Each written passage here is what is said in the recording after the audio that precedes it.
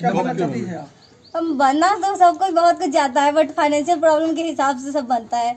मेरा financial problem उतना खास नहीं। मेरे पापा ऑटो ड्राइवर है और आप लोग जानते हैं कि अभी ऑटो ड्राइवर के कितना ज़्यादा अथी हो रहा है। हम लोग तो एक दिन खाना खा लेते यही बहुत है, तो उसी से अब तो मेरे इतना सारे रिलेटिव्स जुड़ गए होंगे, तो मेरा फाइनेंशियल प्रॉब्लम साथ देंगे तो हम आगे बढ़ सकते हैं। सीएस का ऐसे हम सोचे, पहले हम सीए सोचते थे कि हम पढ़ाई करेंगे सीए का, क्योंकि उसमें बहुत अच्छा स्कोप रहता है। सीएस में भी रहता है, लेकिन सीए में बहुत ज़्यादा पैसा लगता है, इसलिए हम फिर अपना पैसा को हिसाब से हम अपना सीएस सोचे कि हम सीएस करेंगे।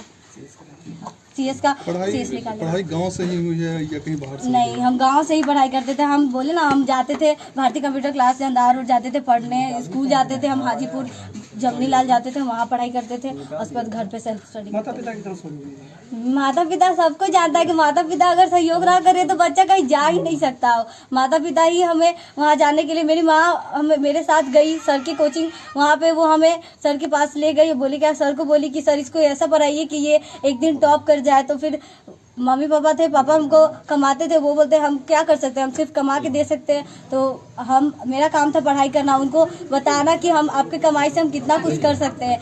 तो मेरे पापा जो करना चाहते हैं, मेरे पापा का योगदान, मेरे पापा का सबका जैसा योगदान रहता है वैसे मेरा है और मेरे पापा का है। और मम्मी का तो घर का, मम्मी रहती है तो दोस्त की तरह रहती है। मेरी मम्मी मेरा सारा बात सुनती थी, हम जो भी बोलते थे वो हर बात को कैप्चर करती थी और मेरे साथ एकदम फ्रेंडली रहती थी। हर किसी की मम्मी होती है जो मतलब बच्चे के साथ उस तरीके से बात नहीं करता है, बिहेव नहीं करता है, उसको अलग रख दिया जाता है। लेकिन मेरी मम्मी ऐसी नहीं थी।